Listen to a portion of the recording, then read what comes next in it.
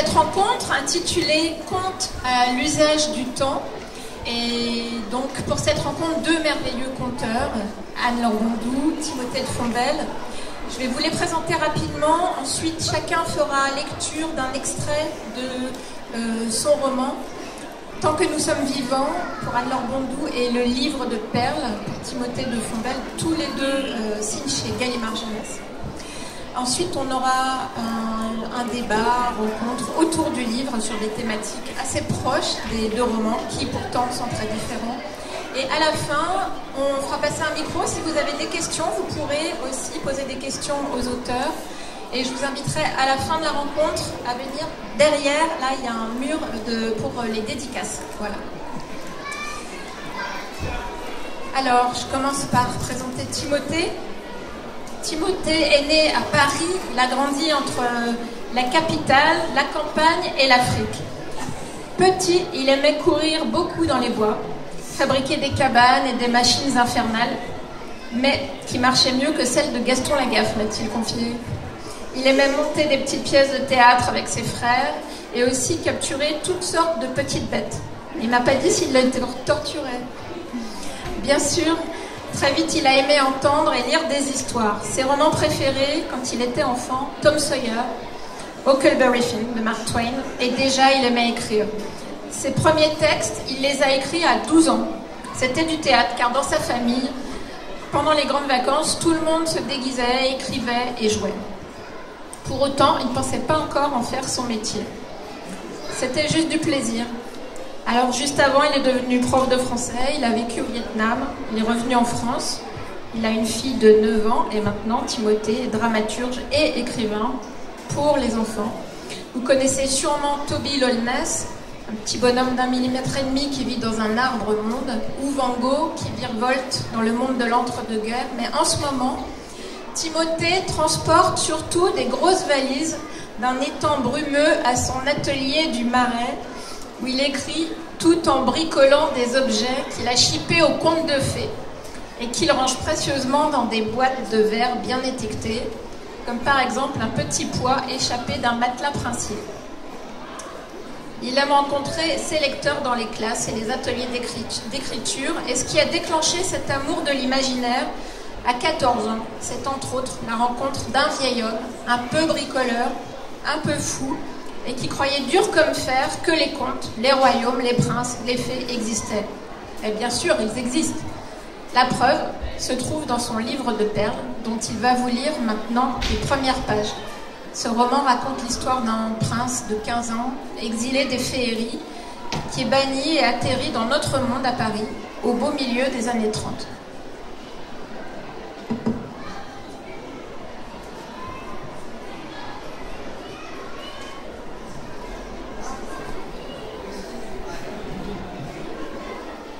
Alors, oui, c'est l'histoire d'un prince qui s'échappe, ou plutôt qui est chassé d'un conte de fées pour arriver dans notre monde. Mais j'ai choisi de vous lire le début. Et le début de ce roman, le livre de Perles, se passe justement dans ce monde de féerie. Et il se passe au moment où ce personnage qui va quitter son monde de contes de fées est recherché par la femme qu'il aime. Le premier chapitre s'appelle « Loin de tous les royaumes ». Qui pouvait deviner qu'elle avait été une fée? Elle s'était échappée par la fenêtre de la tour en déchirant ses vêtements pour en faire une corde. Est-ce que les fées descendent ainsi les remparts? Elle ne portait maintenant qu'une longue chemise blanche qu'elle avait volée plus tard sur un fil à linge tendu sous la lune. Elle courait sur le sable dans la nuit. La veille, elle avait renoncé à tous ses pouvoirs.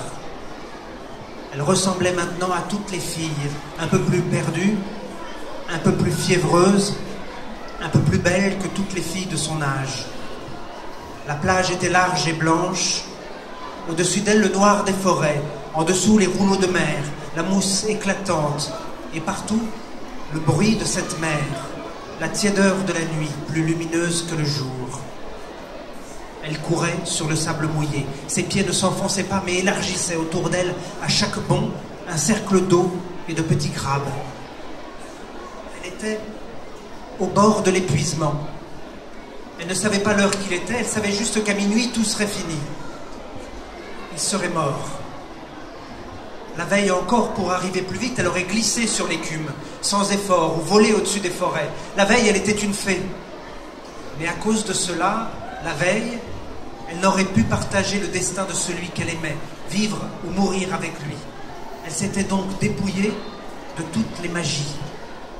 Un renoncement si rare, même dans les contes les plus anciens. L'abdication des fées. Au loin, la lumière du bateau-feu avait perdu son éclat. Elle rougeoyait au bout d'une jetée de pierres noires qui la reliait à la terre. Dans ce navire tapissé de cuivre, on brûlait des arbres entiers pour attirer les bateaux des autres royaumes et les briser contre les rochers. C'est là qu'il avait été amené pour son supplice. La distance paraissait infinie de cette étendue de sable jusqu'à l'œil rouge du bateau-feu. Elle courait maintenant le long de l'eau, haletante, prise dans un couloir entre l'inclinaison de la plage et le vent chaud venu de la mer. Elle découvrait la souffrance de la chair, les pieds blessés, le souffle court, l'impuissance du corps, la malédiction humaine qu'elle avait tant désirée. Elle avait mal, mais ne regrettait rien. Elle voulait être comme lui, avec lui. Était-il déjà minuit? Comment savoir? Elle levait les yeux, cherchait à connaître l'heure dans le ciel, ayant déjà vu disparaître en elle la légendaire ponctualité des fées. Quand elle arriva au premier rocher, la lune plongea dans la mer, ne laissant que des traînées phosphorescentes sur sa chemise volée. Là-bas, au bout de la jetée, la lumière du feu lui semblait plus forte. Le bateau n'était plus très loin. Les pierres devenaient rondes et chaudes sous ses pieds. Elle sautait de rocher en rocher, petites voiles blanches, bondissant sur l'éboulis de cailloux noirs, attirés par l'éclat du bateau-feu. Pour tant de voiliers passés au large avant elle, cette lumière avait été un espoir. Elle aussi espérait y trouver son trésor, son abri, sa vie. Mais comme tous ces navires, elle y trouva le naufrage. Elle tomba sans un cri sur le corps abandonné. Il ne respirait plus. Ses yeux étaient grands ouverts. Il avait 15 ou 16 ans. Comme elle, il était posé seul sur le pont du bateau. Mon amour. Elle gémissait à chaque expiration, cherchant une lueur dans ses yeux. Elle se laissait peser sur ce corps. Elle serrait entre ses mains le visage du garçon. Son cœur contre le sien, palpitant pour deux, écorché pour deux. Le bateau craquait à chaque vague, mais ne bougeait pas. Mon amour. Elle lui disait d'autres mots dans le cou, des reproches, des prières, des regrets éternels. Elle s'accrochait à ses épaules, se frottait à ses cheveux. Peu à peu, sa respiration s'apaisait. Elle parlait moins. Le tapis de braise était à plusieurs mètres, mais la chaleur venait à eux, conduite par le plancher recouvert de cuivre. Elle se tut. On avait dû brûler du bois de cèdre. L'odeur d'encens rampait dans la nuit. Elle devinait que cette paix la conduirait à la mort. En ouvrant les yeux, dans un dernier sursaut, elle vit une lampe qui se balançait au loin dans les rochers. Quelqu'un venait. Elle s'arracha à sa terrible étreinte et roula dans l'ombre. Plusieurs minutes passèrent. Elle pleurait en silence sur ses mains jointes et regardait l'homme qui approchait. Au bout de la jetée, il y avait une longue passerelle. Le bateau était arrimé à une forêt de chênes rabotés, plantés dans la mer comme des colonnes. Le vieil homme s'engagea sur la passerelle qui serpentait entre les pieux. Il était lent dans chacun de ses mouvements. Il tirait derrière lui un brancard posé sur une luge de paille. Le brancard servait habituellement à évacuer les cendres. Elle regardait l'homme. Était-ce lui qui avait tué son amour? Revenait-il pour faire disparaître le corps? Il s'avança jusqu'au garçon, marmonnant quelque chose comme s'il lui parlait. Recroquevillée juste derrière, elle l'entendait dire « Je vais te porter, tu ne vas pas avoir peur ». Il manœuvrait le brancard pour le mettre à côté du corps, il murmura encore « Tu attendras dans la falaise ». Elle s'élança sans un bruit et le renversa sur le pont. Plus vive qu'une étincelle, elle avait attrapé pendant sa chute la petite hache qu'il portait à la ceinture. Quand il s'écrasa dans un râle, elle était déjà au-dessus de lui et tenait l'arme sur son front, prête à le fendre comme une noix. L'homme regardait la fille avec terreur. Ce visage de fauve, cette petite main qui tenait le fil de la hache entre ses yeux. « Tu l'as tué, dit-elle. » Il contemplait la fille, les cheveux et la chemise tout craquant de sel, le corail rose et blanc de ses joues, de ses épaules. Qui était cette fille légère et redoutable, dont les genoux pointus le clouaient au sol? Non, gémit-il, je ne l'ai pas tuée. Qui l'a tuée? Le vent faisait rouler vers eux des lucioles échappées du feu. Personne. La hache se souleva. Taj. Elle arrêta sa main et il reprit. Taj avait l'ordre de le conduire ici et de le tuer. Où est Taj? Il a rejoint ses marais. Elle contempla le corps de l'autre côté du traîneau de paille.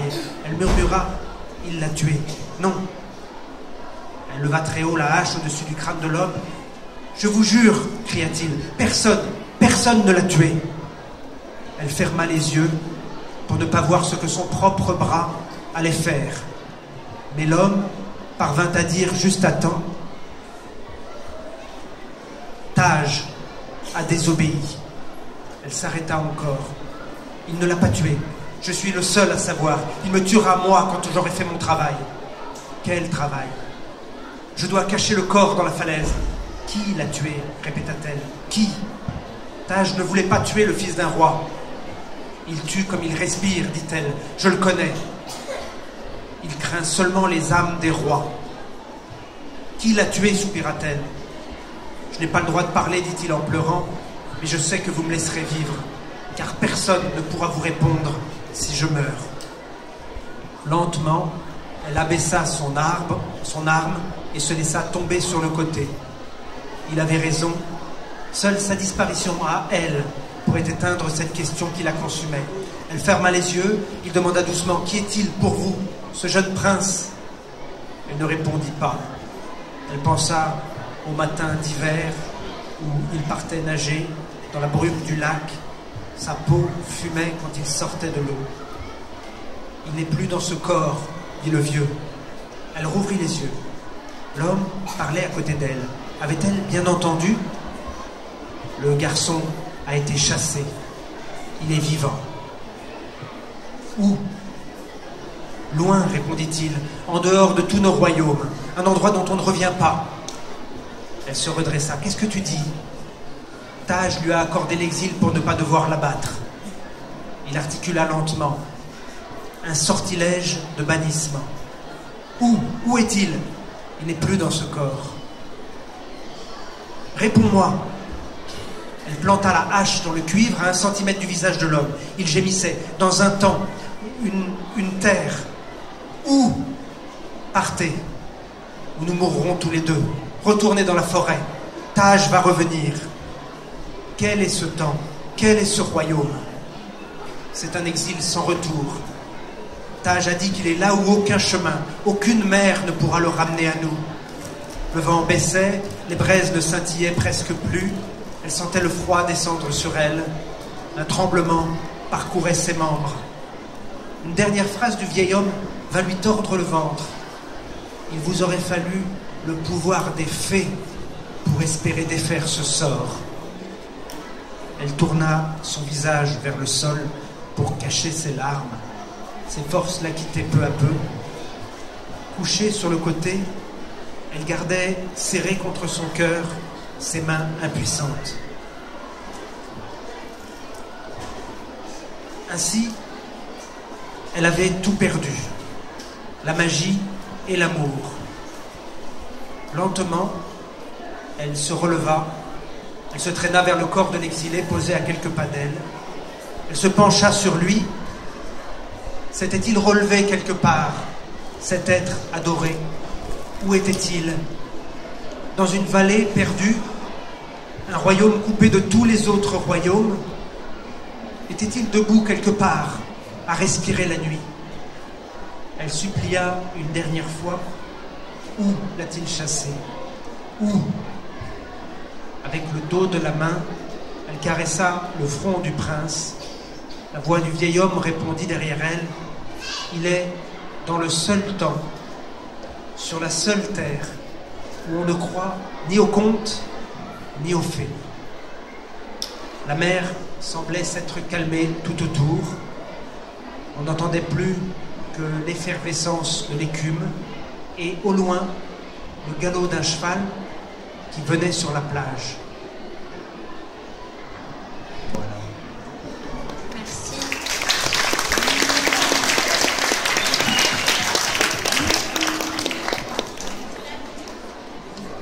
Alors maintenant.